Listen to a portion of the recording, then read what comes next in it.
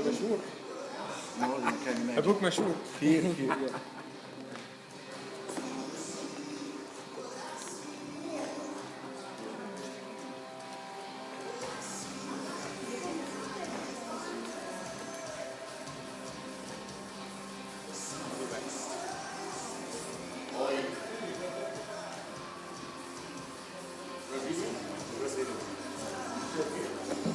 Yes. Yes, okay.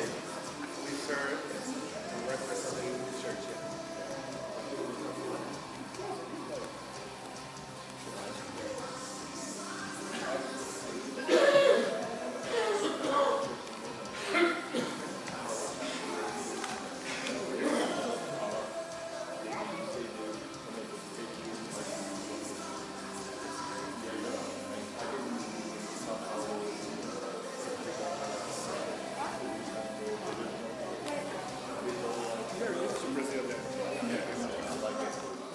Yes. I gotta come show you technology.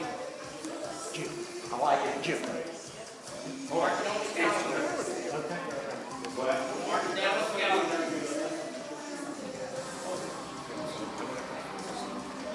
Dale, you have it?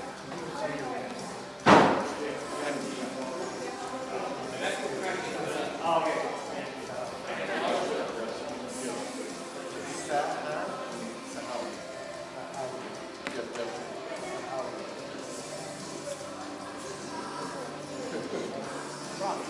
Robert. Very good. Green flat. Flat. Yeah, that's one of those foreign commercials. How do you do it? Good. First time here. And what nationality is it? Polish. They're going to record you. We've been trying to go to Poland for 6 years. Okay. Is there a mic they can use? Okay. My wife should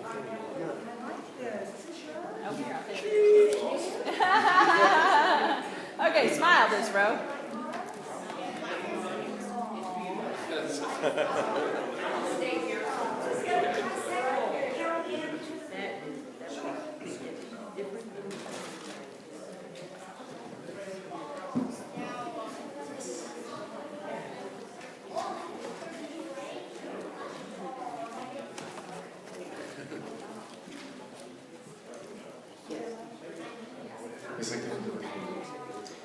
Welcome to breakout session on Hinduism.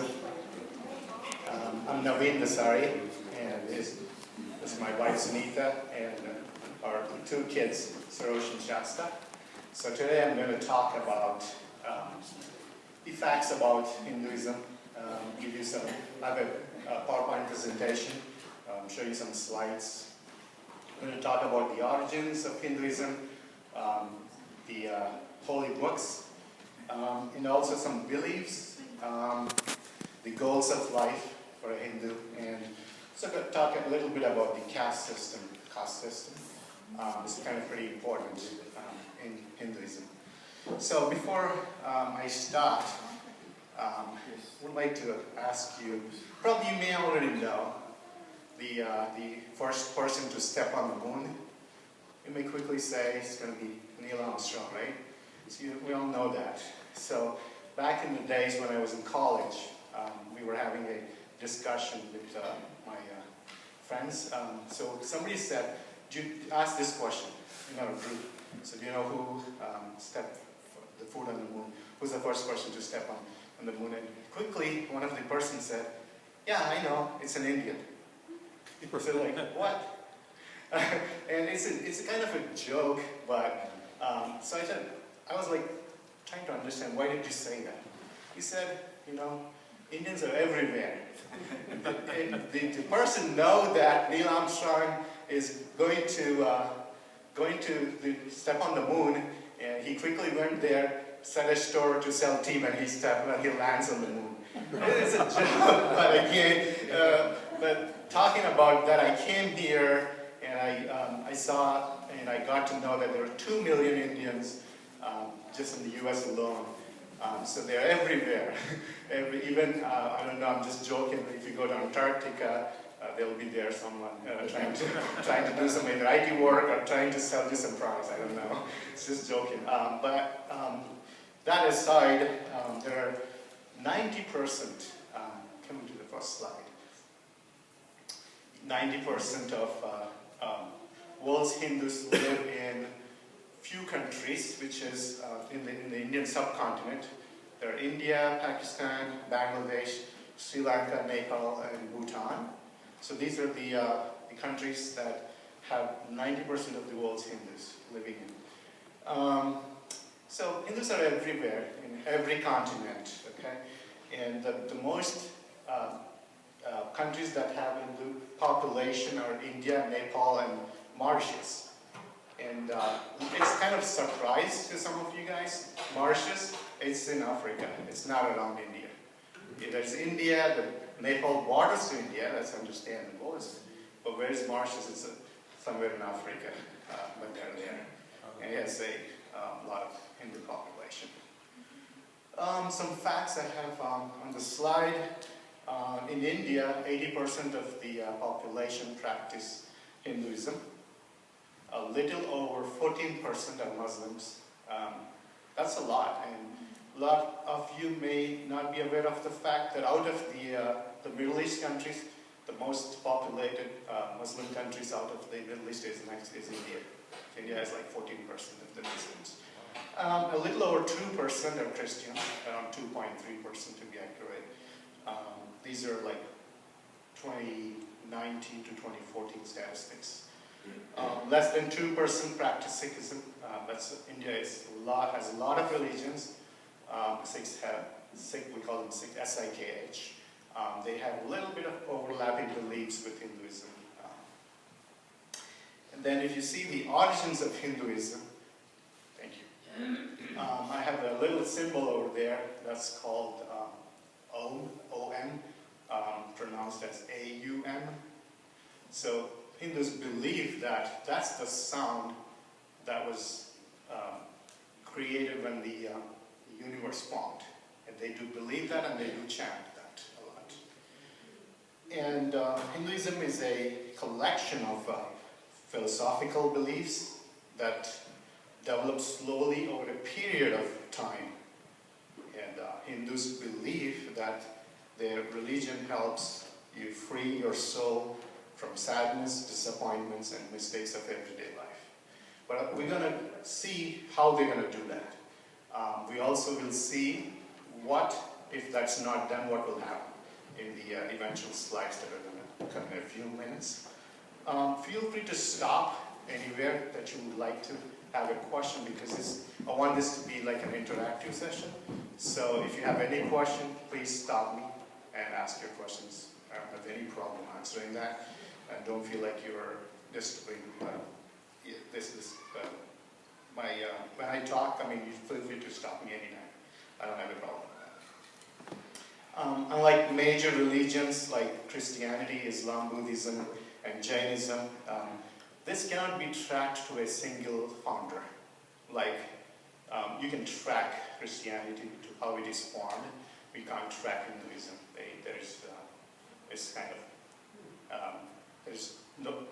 I don't have any information.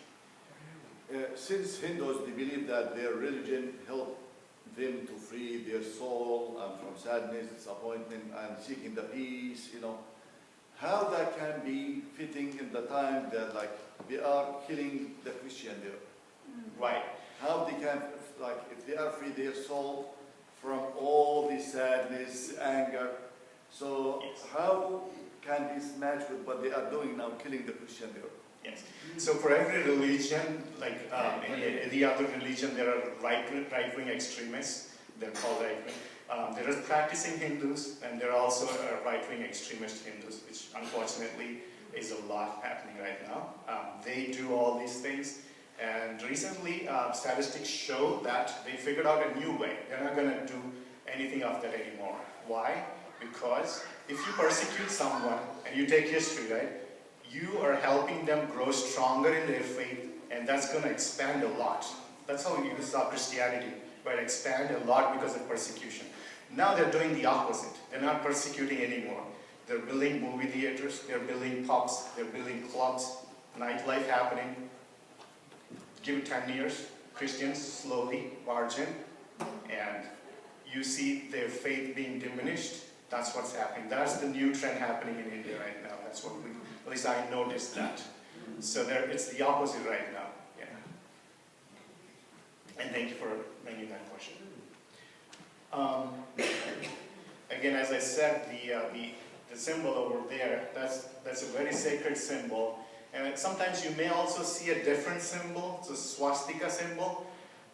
If you see that in somebody, like an Indian person, don't get alarmed, but because it's always associated with what you call the German Nazis. That's not the case. Swastika is also an important symbol in Indian culture. In all the festivals, they do draw that symbol in front of the house or somewhere around the house. They do decorate with flowers in that symbol. They believe that's an important symbol, like the Om here that you're seeing.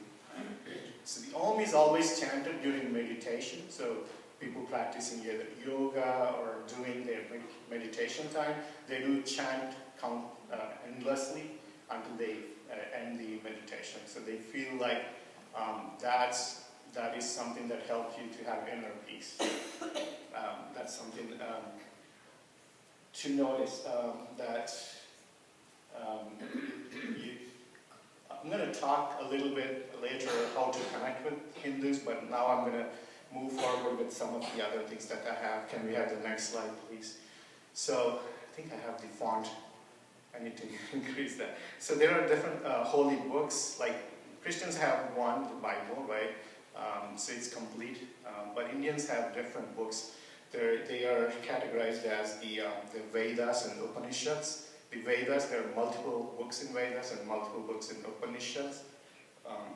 So Vedas are a collection of writings that describes the fundamental teachings that are central to Hinduism, including the concepts of, you may have heard about the popular word karma. And karma is nothing but action. Then there is another word called samsara, which is like reincarnation. Hindus are big into believing in reincarnation, and moksha, which is nirvana. So we're going to talk about a little bit of each of these. But again, the Vedas are written to safeguard the information of religious practices. Like, there is a way everything needs to be done in Hinduism. Like, you just can't do whatever you like. So they are different rituals. Like I don't say it's like the Hebrew traditions, but it's somewhat in a similar way. For everything, they have a ritual. So they need to perform in a certain way. The priest starts, he does that, and the person who is practicing Hindu goes to the temple, and he performs the same thing, whatever the priest asked him to do. So there's a set of things that need to be done. Otherwise, the gods will be angry. All right, so the Upanishads are the written philosophical thoughts of men and women that primarily focus on spiritual enlightenment. So these are there to help you understand about the gods. So these Vedas are basically rituals, and the Upanishads are basically for the spiritual enlightenment. Let's look at the next slide, please. Karma, which is, most of you may be familiar with this word. It's the concept that if you do good things will happen to you. If you do bad things will come back and happen to you. So that's followed very much in Hinduism. So they try to do the right things, but again, there are some people who doesn't follow that. But most of the people who are practicing Hindus, they do believe in karma. They try to be good to people. That's a very important thing. If you're engaging a Hindu, especially, you need to keep that in mind. They will be nice back to you, but we can address that in a little bit. And further, if you live a good life, doing good deeds, being a spiritual follower of Hinduism, you will be reincarnated into a higher form of life.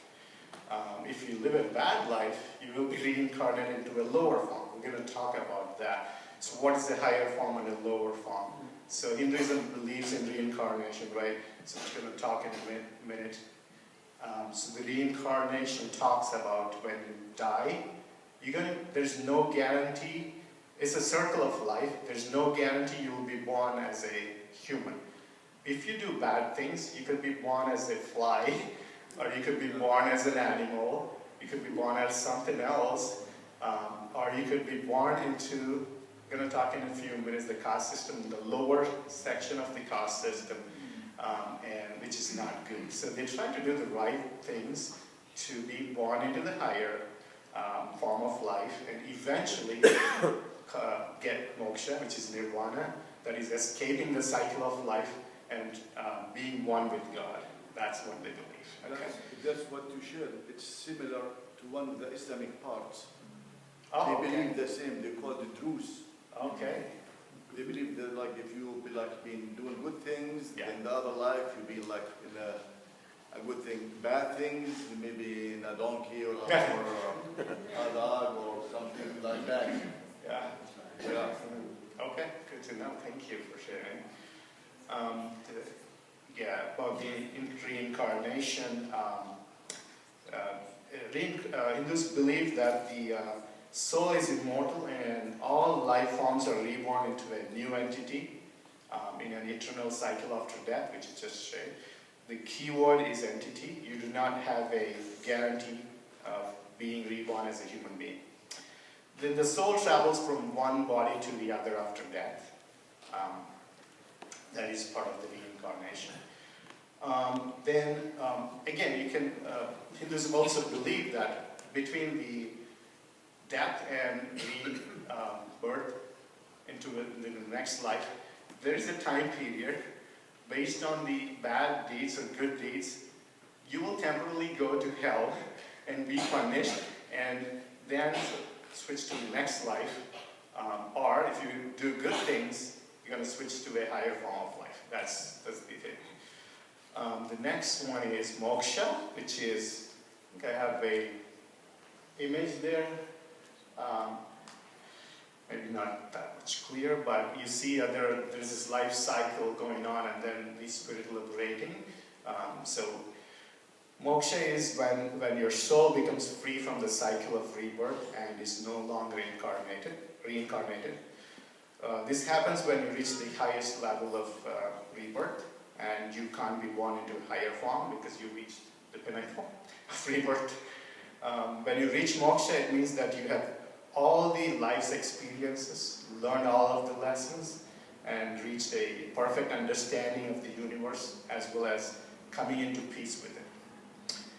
Instead of being reincarnated, your soul now becomes one with God. That's the ultimate goal of every practicing Hindu.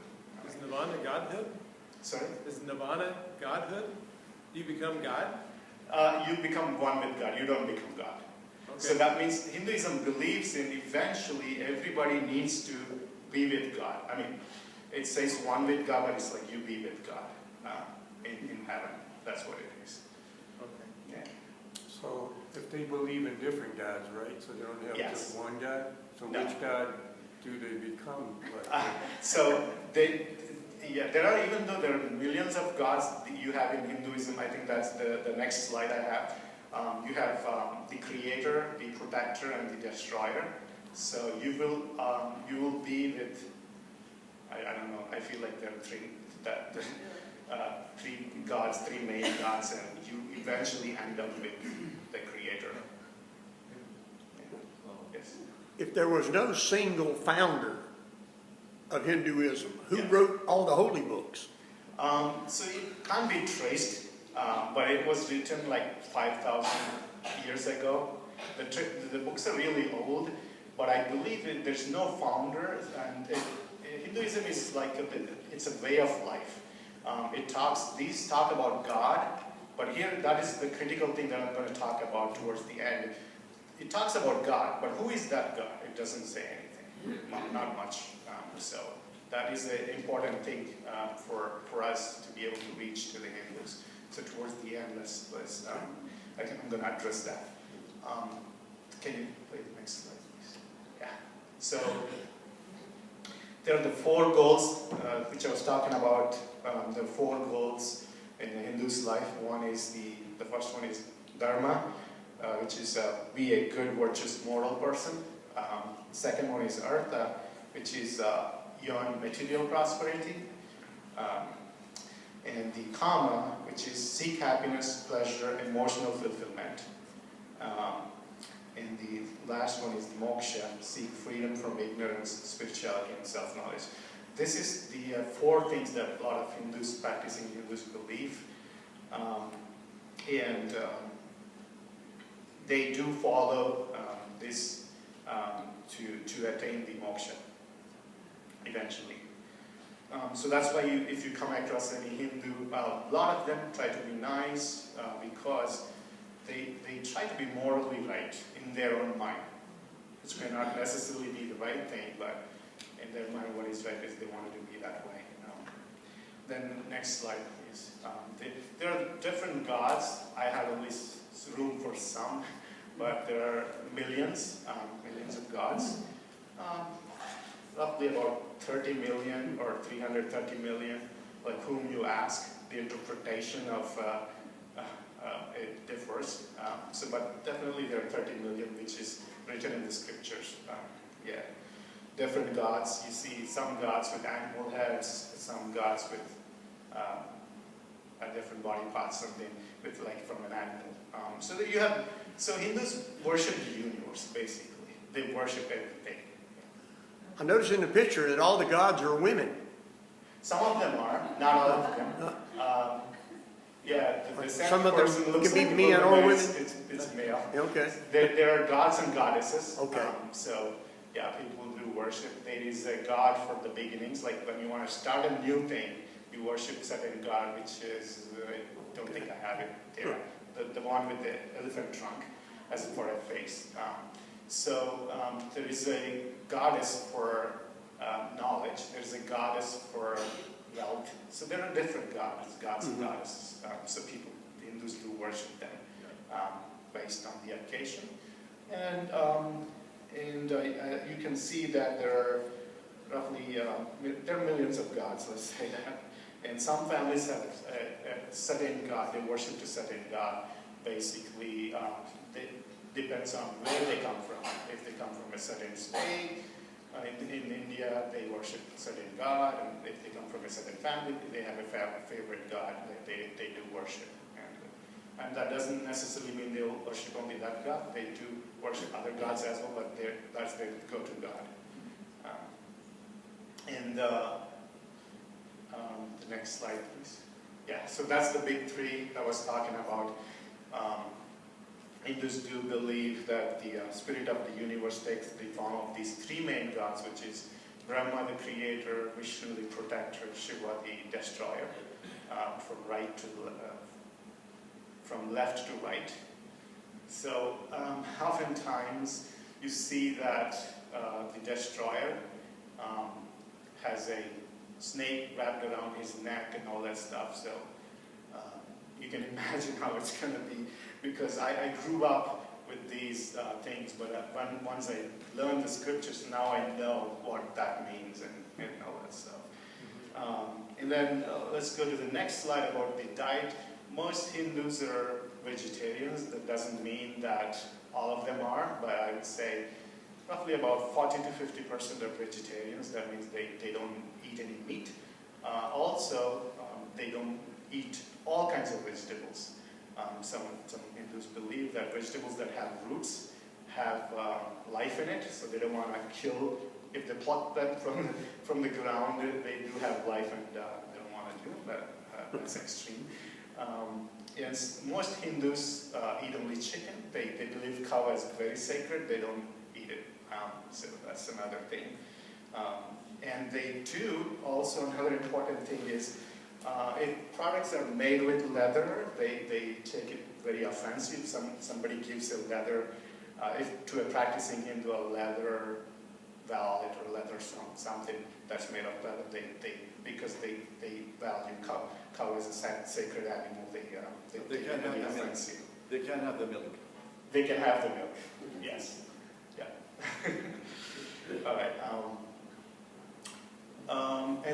discuss about the caste system in the next slide. So there is this caste system, apart from all the things that I said, people will be born into different castes. Once you're born into a caste, you cannot switch to another one. Once you're born into a caste, you have to marry in that particular caste. A woman from that particular caste, you can't switch. And if you do, you're considered an outcast. People will stop talking to you. They just ignore you. They don't help. And you're on your own. And that's going to be terrible in Indian culture because it's a tight-knit community. The caste system on the top are the Brahmins, are the priests. Priests or other,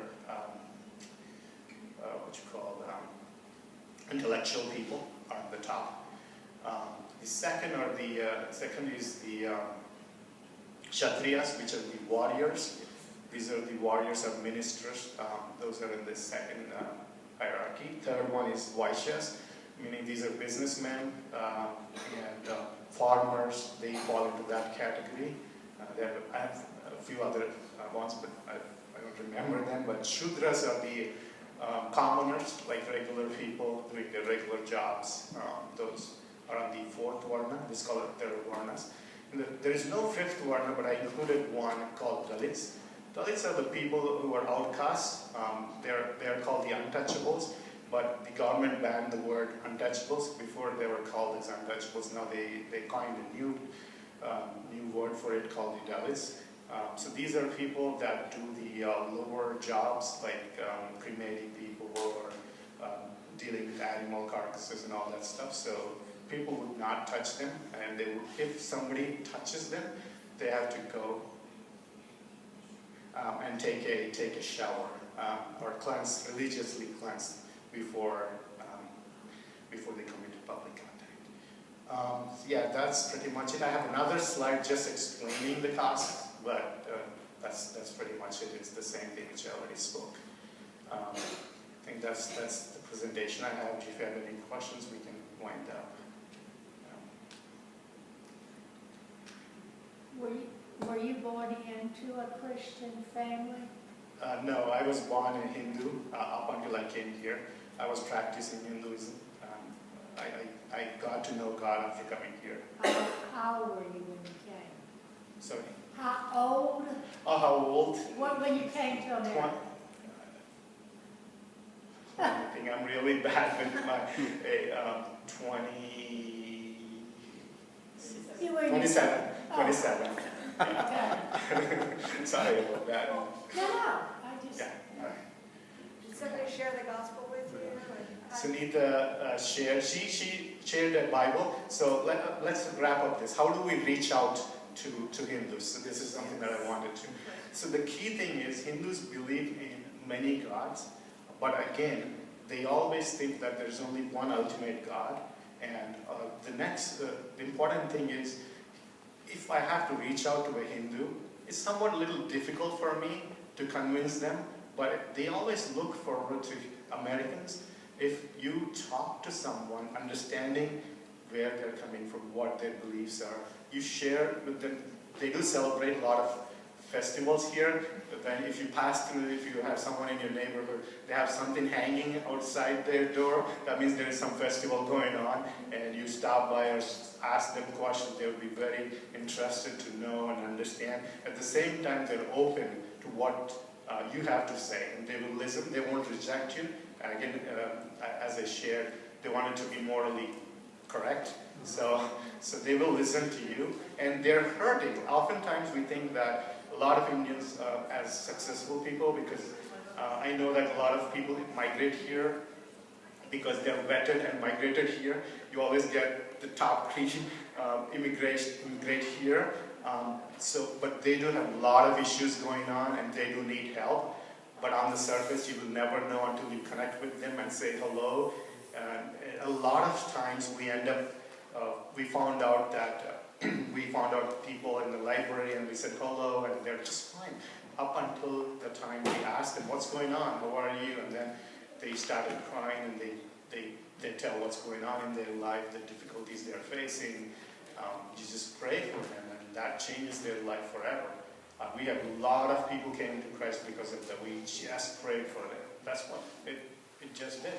And God does the rest of the things. So reaching out to Hindus is not difficult for you guys, especially if you just take a little bit of time. But we do a lot in our community. There are a lot of Indians. We do reach out, and they do.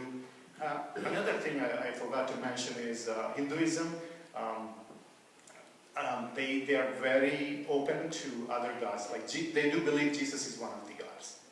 Out of these million gods, they do believe that. So they know that. But some of the right-wing extremists, they do fight back, but others are really open to it. So that's something that you need to keep in mind if you want to reach out. Again, what's the good access for the Hindus who want to share the gospel with them?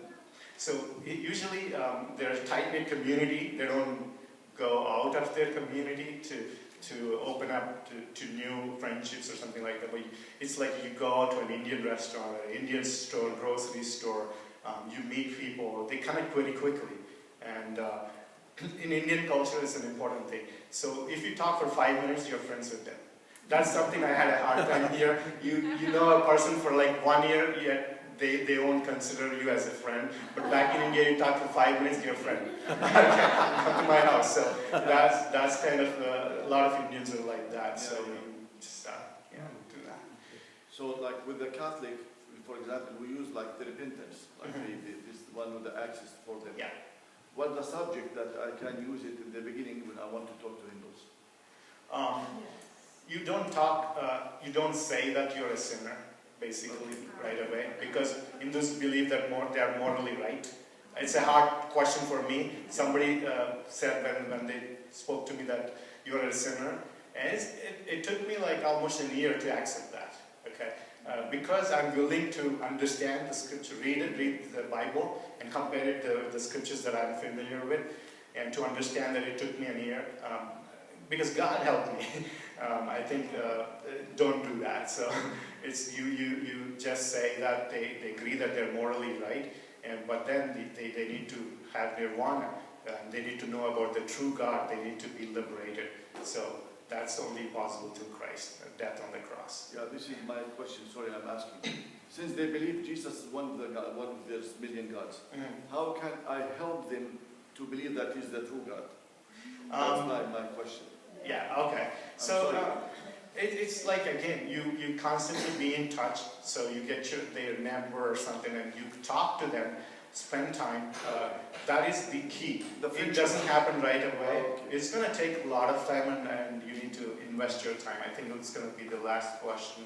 We're running out of time. Sorry, go ahead. It just reminded me of when Paul used the unknown God to introduce them to the real God. Right, exactly. And introducing them to who He really is, and then they come to know. To me, that seems to be the bridge. Yeah, sure. That will definitely help. Hey, I hate to be that guy. This is so interesting, but we've got to keep moving. So Naveen doesn't know this, but I'm going to get him to come back on a Wednesday night. And I would love for him and Sunita to share more. This is kind of a quick overview tonight. I know we could spend 2 hours just with Naveen and his family. So, but we got to keep moving, because if not, we're not going to give y'all very long to talk. And I don't want Philip Shawarma mad at me. All right. Thank y'all.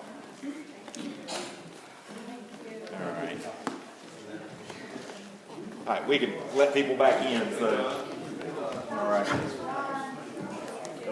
I appreciate you guys. So, I'm not being mean.